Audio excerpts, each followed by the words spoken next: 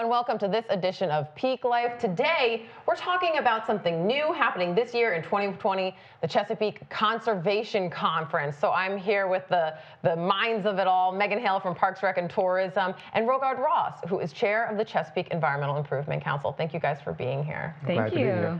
So we know of the awards ceremony. Every year, the CEIC has their, and that's just for people who don't know, Chesapeake Environmental Improvement Council, we always say CEIC, right? It makes it easier. So for those who don't know, that's the lingo.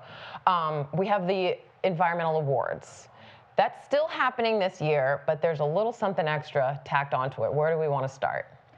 Let's start with the awards luncheon. Okay. So this is our 38th year, which is very exciting. It's something we've been doing for a number of years now, and it's a nice way for us to recognize those in the community that are doing great things for the environment. So it could be business leaders, nonprofits, schools, kind of many different categories. We recognize in 7 different categories for the awards luncheon, and that's a really fun day. It's great food. It's at the Chesapeake Conference Center, so you're going to get a great meal out of the deal, and cool awards. We're actually accepting nominations at this point for those awards. Yep.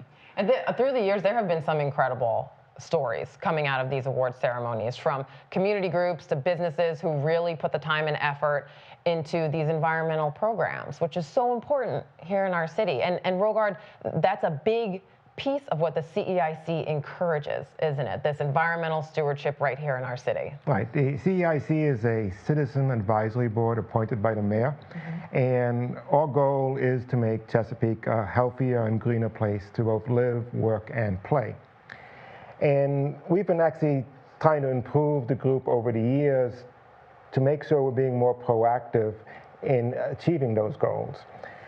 And so one thing, we've been doing these awards, and we have various efforts like Chesapeake Recycle Day that we do, but we're now trying to actually get more folks involved. And we set up this, we looked at the awards luncheon and said, let's expand that, and let's do a full day event to get different environmental groups and organizations in Chesapeake together so we can network and plan and try to figure out how we can do a better job in making Chesapeake more environmentally sound.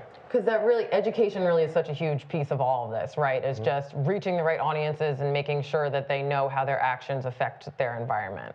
So how is this conservation conference going to work? What should people expect? What might they look forward to? So we decided to use a panel-based format. And so we're going to have 4 panels, 2 in the morning and 2 in the afternoon. The panels include parks and natural areas, land and water conservation, home and garden, and finally coastal resilience. And in each panel we'll have some experts from different groups and organizations, and they'll be talking about what they do, what they see as some of the issues for Chesapeake, and where they see things we can do better in the future. And so we have 2 panels in the morning, then we have the awards luncheon. And there'll be some excellent food and a chance to recognize these groups in the city that are doing all this wonderful work. And then afterwards, we're going to actually have an input session, so everyone who's involved in the conference and the luncheon can come and give us input. And then we'll have 2 more panels in the afternoon. Who is your audience for this? Like, what kind of person should be taking a look at this and saying, I need to come to this conservation conference? Well, anyone who cares about the city and its future should be coming. We're kind of targeting different environmental groups, asking them to come, but also citizens who are active and concerned, they're welcome to come. The folks from the city departments, also folks from the surrounding area. So we do have some of the panelists coming from Norfolk and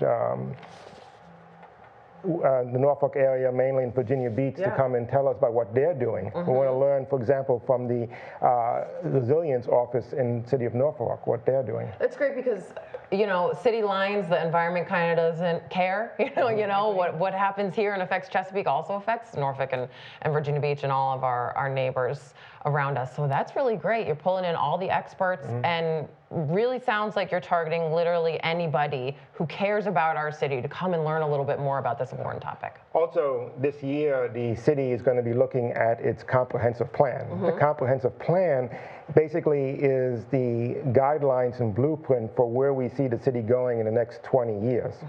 And so we hope to use the information we gather at this conference to help influence that comprehensive plan. And that's through the questions and answers and through the public input session, that's a good opportunity for folks to come and give input on where they see what Chesapeake needs to do to be better on the environment, better on sustainability, better on resilience, all those buzzwords, and make the city a better place. Well, it's really a truly important piece of our city, I think, the environmental things that we have around here, the parks, all of that. You know, they always say that Virginia Beach has the beach, Norfolk has downtown Norfolk. We have the wildlife and the wild areas, the Dismal Swamp, you know, there really is so much to our city that is environmental, and preserving it and keeping it healthy is so important. Go ahead. Yeah, a quarter of our city is actually in the Great Dismal Swamp. Wow. And a southern area is still very rural. And so a big part is how do we preserve and protect what we have there, but then also how do we take our built-up areas of the city and make those greener? How do we build up our existing parks? How do we build connectivity and greenways and open space into the city as we grow? Great. A lot to tackle at this conference. It sounds very exciting. How can people get involved? How can people learn more? When do they have to register? Yeah, we actually have a great website built. It's cityofchesapeake.net/conservation conference. So everything you want to know about the conference is on the web. You can actually register online as well. So there is an early bird price, which is an incredible value. It's $35 for the full day conference and luncheon. So that'll take you through February 14th to sign up for 35 bucks? 35 bucks. That's a amazing great for deal. a full day conference. That's really good. And students who are full-time with an ID, it's $25.